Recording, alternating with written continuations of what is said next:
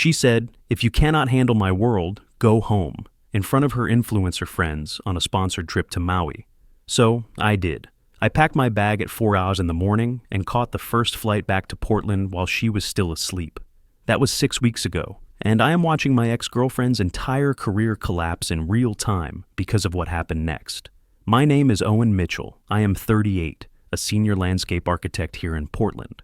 Until 2 months ago, I was in a 4-year relationship with Vivian Cross, a lifestyle influencer with 280,000 followers. We had been living together for the past 2 years in my condo downtown. For the first 2 years, things felt real. We traveled together. I helped with her content when it made sense. She supported my architecture projects. It felt like a partnership. I was designing sustainable urban spaces, making decent money at $95K, building my reputation in the city's creative community. Vivian was growing her platform organically, focusing on authentic lifestyle content. Then something shifted around year 3. I started feeling less like her boyfriend and more like unpaid staff. She would reshoot the same golden hour content 12 times until the light hit her face perfectly. If I suggested we skip a photo op to actually enjoy a moment, she would get cold, distant. When we were not working on content, she barely looked at me. When I brought it up, she said I was being dramatic, that this was how modern relationships worked. The change was gradual at first. Dinners interrupted by notifications. Date nights planned around optimal lighting. Conversations that felt scripted, like she was workshopping captions in real time. I told myself it was her career, that supporting her meant adapting, but somewhere along the way, I stopped feeling like her partner and started feeling like her assistant who happened to sleep in the same bed. The breaking point should have come months earlier. There was the time she made me reshoot her coffee shop content for 2 hours because my shadow appeared in one frame. The vacation where she spent more time arranging her bikini than swimming. The dinner party where she introduced me as my photographer to people who knew I was an architect. Each incident felt small in isolation, but together they formed a pattern I was too invested to see clearly. My friends at the construction sites I consulted on started asking questions. "She always got that camera out? You okay with being her prop man?" I brushed them off, said they didn't understand the creative process. But late at night, when Vivian was editing content until 2 a.m., I would lie awake wondering when I had become so invisible in my own relationship. The Maui trip was supposed to be a reset. A luxury press trip sponsored by a big travel company. 6 influencers invited plus partners. The brand was launching some sustainable tourism initiative, right up my alley professionally. I thought maybe this would be our chance to reconnect, to remember why we worked in the first place. Day 1 was standard influencer content, group shots at sunset, carefully curated beach walks, everyone taking turns photographing each other in the same poses against the same backdrops. I brought my laptop, thinking I could get some work done on a Portland Park redesign while Vivian handled her obligations. Day 2 is when everything unraveled. We went to a private beach for a sunrise shoot. The brand hired this PR coordinator named Chase Walker to manage the group.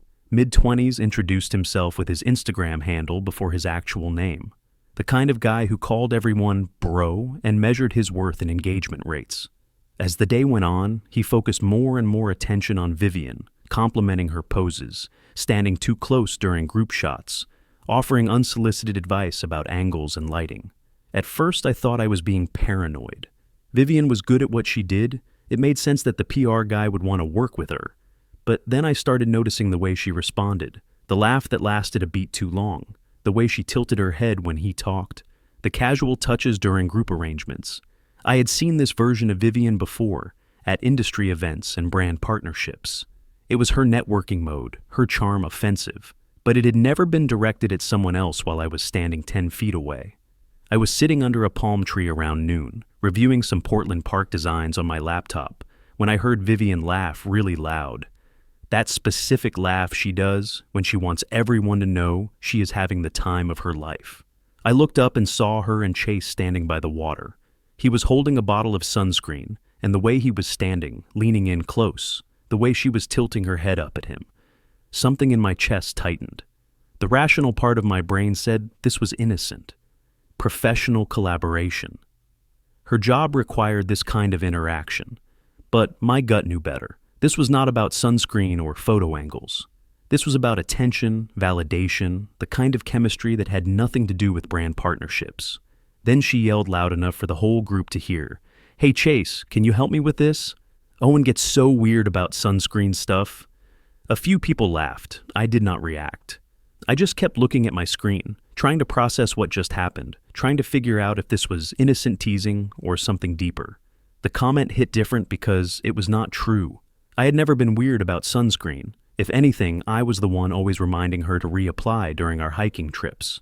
But that was not the point. The point was that she had just painted me as the insecure boyfriend in front of a group of strangers. She had created a narrative where I was the problem, where my discomfort with this situation was a character flaw rather than a reasonable response to watching my girlfriend flirt with another man.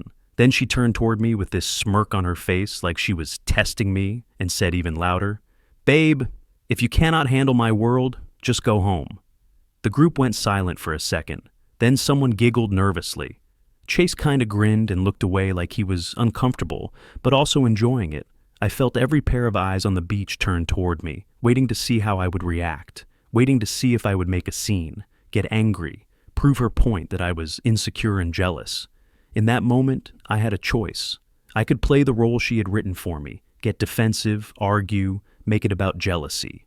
Or I could do something that would surprise everyone, including myself. I closed my laptop, stood up, grabbed my towel, and walked past her without saying anything. She called after me, something like, "Oh my God, I am kidding." But her tone had that edge to it, that defensiveness that comes when someone knows they crossed a line but does not want to admit it. I just kept walking back toward the resort. The walk gave me time to think. 4 years of memories played like a highlight reel. The first time she asked me to take her photo at Powell Butte, how natural it felt. The road trip to Crater Lake, where we forgot to charge her camera and just enjoyed the view. The night she stayed up editing while I worked on blueprints, both of us quietly productive in the same space. When had that version of us disappeared? I spent that afternoon sitting alone in the hotel room, staring at the wall. My phone buzzed a few times with messages from Vivian in the group chat, probably explaining away my absence. I did not look. I just sat there replaying the moment over and over, the way she said it, the way everyone laughed, the way I felt in that moment. Small, disposable, like a punchline. But something else was happening too. A clarity I had not felt in months. This was not about one bad moment or a misunderstanding. This was about who we had become as a couple. She needed an audience for everything, even our relationship problems. And I had been enabling it by staying quiet, by being the supportive boyfriend who never made waves. Vivian came back around 6, annoyed that I had missed the afternoon activities. She said I was being childish, that I was embarrassing her in front of people she needed to impress for her brand. Not, "I am sorry," or "let's talk about what happened." Just immediate defensiveness and blame shifting. These people are important for my career, Owen. Chase is connected to 3 major tourism boards. Do you know how many opportunities could come from this trip? She was pacing around the room, checking her phone, not even looking at me. I told her I was tired. She rolled her eyes and said, "You're always tired when I need you to be present. This is my job. This is how I make a living." The irony was not lost on me. I made more money than she did, consistently and predictably, but somehow my career was less important. Because it did not happen in front of a camera. She left to get ready for dinner around 8 without asking if I wanted to come. Not once did she ask if I was okay. Not once did she apologize. She just made it about her, about how my feelings were inconveniencing her brand. While she was in the shower, I opened my laptop and looked at flights. There was a red-eye leaving Maui at 5:15 the next morning. I stared at that flight for probably 30 minutes, my cursor hovering over the purchase button. Part of me thought this was insane, that I was overreacting, that relationships go through rough patches and you work through them. You do not just leave in the middle of the night. You have conversations. You go to therapy. You compromise. That is what mature people do. But another part of me, the part that had been getting quieter and smaller over the past 2 years, was screaming that this was not a rough patch. This was a pattern. This was who we had become. Her needing an audience for everything, even our relationship. Me shrinking into the background, holding the camera, keeping quiet, pretending it did not bother me when she introduced me as her photographer instead of her boyfriend. I thought about my friend Danny, a crane operator who went through a messy divorce last year. He said something that stuck with me. Sometimes the relationship dies long before anyone admits it. You just keep going through the motions because it is easier than facing the truth. Was that what we were doing? Going through the motions? When was the last time we had a conversation that was not about her content calendar or engagement metrics? When was the last time she asked about my work beyond how it might photograph for her feed? I clicked purchase. The confirmation email hit my inbox at 11:47 p.m. There was no going back now. I started packing my bag quietly while she was doing her makeup in the bathroom, preparing for dinner with the group, folding my clothes, unplugging my laptop charger, moving like a ghost through a room that suddenly felt like it belonged to someone else's life. Everything felt surreal, like I was watching myself from outside my body. She left for dinner around 8:30 without saying goodbye. The sound of her heels clicking down the hallway, getting quieter, then gone. I stood there in the silence, looking around the room. Her ring light was set up by the window, 3 different outfits laid out for tomorrow's shoots, a suitcase full of props and accessories, evidence of a life I was no longer part of. I set my phone alarm for 3:30 in the morning, lay down fully clothed on top of the covers, and stared at the ceiling. Sleep was impossible. My mind kept cycling through the same questions. Was I being too sensitive? Should I stay and fight for this? What would my dad have done? My father was a general contractor, a man who believed in working through problems with your hands and your head. But he also taught me that some structures are too damaged to repair safely. Sometimes the foundation is so compromised that the only responsible thing to do is tear it down and start over. At 3:30, my alarm went off. I got up in the dark, grabbed my bag, and stood at the door for a minute, looking back at the room. At her stuff scattered everywhere, evidence of a carefully curated life that had no real space for me in it. I almost left without saying anything, but that felt cruel in a different way. So, I wrote a note on the resort stationery. "You wanted me to go home. I am just listening." Left it on the nightstand next to her phone charger, where she would see it first thing in the morning. I took an Uber to the airport at 4 a.m. in the morning. The driver was quiet, probably used to early morning departures from people escaping vacations gone wrong. I turned my phone off mid-flight and tried to sleep, but my mind kept racing. What would I tell people? How do you explain leaving someone you lived with for 2 years over a comment about sunscreen? But it was not about the sunscreen. It was about the pattern, the way she had made me the villain in her story, the way she had trained me to accept smaller and smaller portions of respect until I was grateful for the scraps. When I landed in Portland and turned my phone back on, I had 57 missed calls and a string of increasingly frantic texts. Vivian's last message, sent at 6:22 a.m. Hawaii time, said, "You are ruining everything. Call me back now." I did not call back. I went home to my condo, unpacked my bag, and sat on my balcony overlooking the Willamette River. The morning was gray and drizzly, classic Portland weather that felt like a warm hug after the artificial perfection of Maui. For the first time in months, I could breathe. That same evening, someone from the Maui group posted a video. 15 seconds of Vivian yelling, "If you cannot handle my world, go home," with me walking away in the background. The caption read, "When your boyfriend can't handle your success." Within hours, it had thousands of views. By the next morning, it was trending on TikTok. But something unexpected happened. The comments were not on her side. Why would she humiliate him like that in public? That's not success, that's just being mean. He handled that with class, just walked away.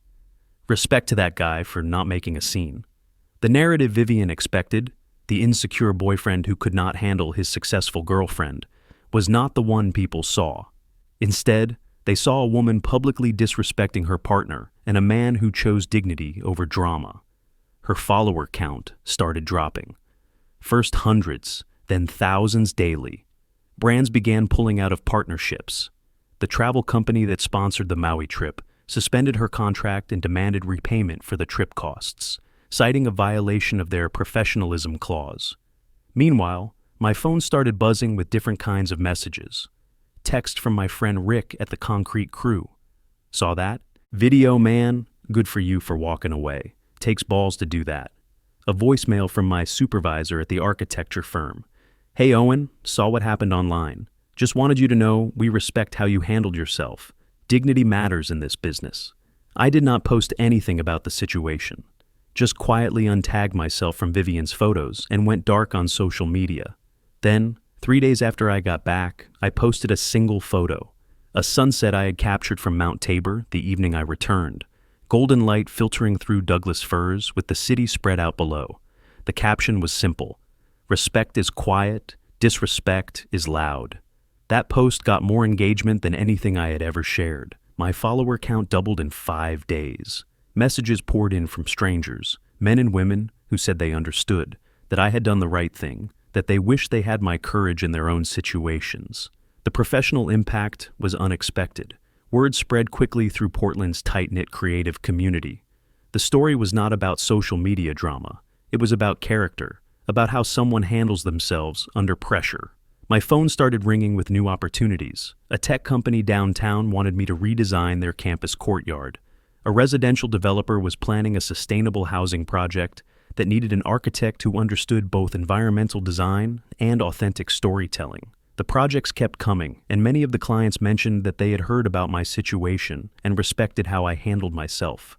6 weeks after Maui, I was reviewing blueprints for a new waterfront park when someone knocked on my office door. I looked up to see Vivian standing there, and I barely recognized her. No makeup, hair pulled back in a messy ponytail, dark circles under her eyes.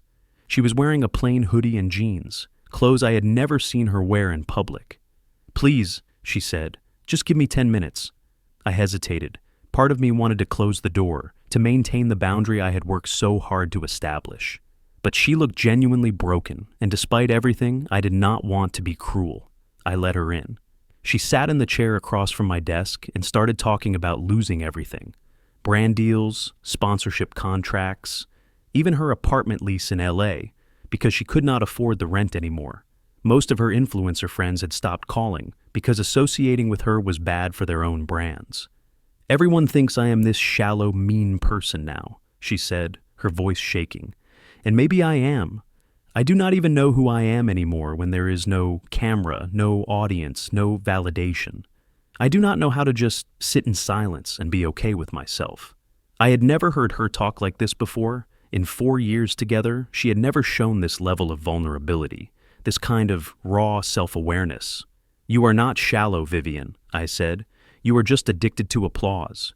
You forgot what it feels like to be okay with who you are when no one is watching." She started crying then. Not the careful photogenic tears she had used in her apology video that no one believed. This was real, ugly crying, shoulders shaking, face in her hands, the kind of breakdown that comes from something fundamental breaking inside. "I just wanted you to fight for me," she said through the tears.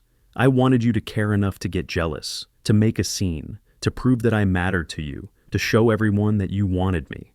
And that is when I understood how completely we had been speaking different languages for 4 years. "I did not need to fight for you, Vivian," I told her. "You were already mine. But you wanted me to perform for you, to compete for your attention like it was a prize to be won, to put on a show for your followers and prove my worth in front of an audience. That is not love. That is a transaction. That is content." She wiped her eyes with the sleeve of her hoodie and looked at me with an expression I had never seen before.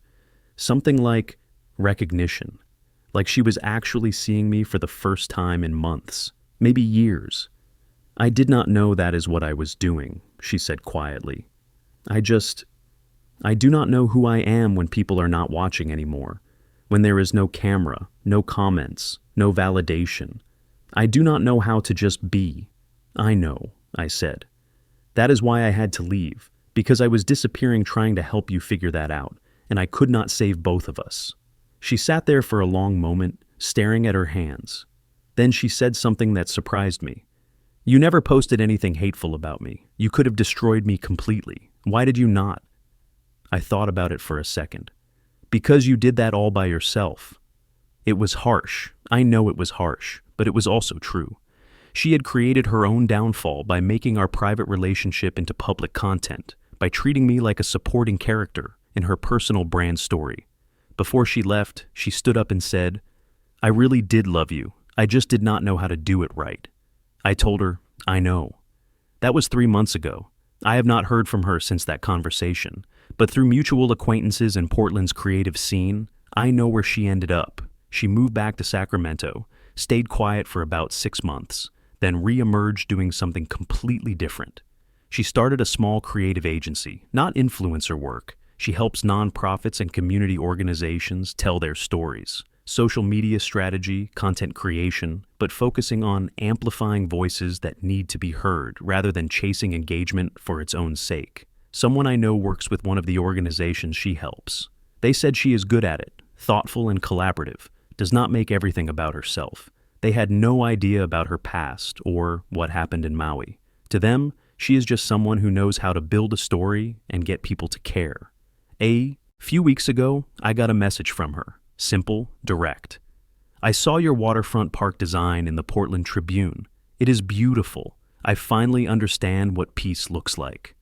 I sat with that message for days before responding. Finally, I wrote back, peace is not something you find. It is something you stop running from. She did not reply, but I think she understood. My life looks completely different now. The architecture career took off in ways I never expected. The waterfront park project led to 3 more municipal contracts. My firm promoted me to senior partner last month. But more than that, my approach to work changed. I started incorporating quiet spaces into every design. Areas where people can sit without performing, without documenting, without proving anything to anyone. I have been seeing someone new for the past 4 months. Her name is Riley Harper. She is a park ranger at Forest Park, and we met when I was doing site research for a new trail design project. She is everything Vivian was not. Grounded, present, completely uninterested in followers or branding or performing for an audience. When we are together, we just exist. We hike trails without photographing them. We cook dinner without staging it. We sit on my balcony and watch the sun set over the Willamette River without documenting a single moment. The first time she asked about my previous relationship, I told her the short version. She listened, nodded, and said, "It sounds like you both needed to let go of each other to become who you were supposed to be." That was it. No drama, no need to dissect every detail, just understanding. The story became bigger than I expected. A podcast about modern relationships and emotional intelligence reached out 6 months ago. We talked for 2 hours about boundaries, about walking away, about redefining what it means to fight for a relationship. The episode was downloaded over 500,000 times. I get messages regularly from people saying it helped them leave toxic situations, that it gave them permission to stop fighting for relationships that only drained them. Last weekend, I drove out to Cannon Beach at sunset, set up my camera facing the ocean. The tide was low, the sky painted gold and amber. I clicked the shutter and stood there watching the water, thinking about that day on the beach in Maui, the moment Vivian told me to go home, the moment I decided to listen. For 4 years, I had been trying to make myself smaller to fit into her world, trying to be supportive enough, invisible enough, useful enough to earn my place in her story. I thought love meant sacrifice, and maybe sometimes it does, but not the kind where you lose yourself completely, not the kind where you become a prop in someone else's performance.